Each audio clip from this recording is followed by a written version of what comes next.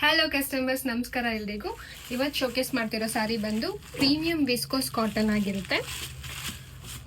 Body plain ಬರುತ್ತೆ with golden zari border.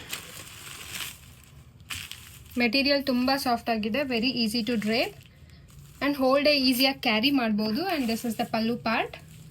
Chit pallu ಬರುತ್ತೆ. ಸೆಲ್ಫಲ್ಲಿ ಬ್ಲೌಸ್ ಬರುತ್ತೆ ವಿತ್ ಗೋಲ್ಡನ್ ಬಾರ್ಡರಿಗೆ.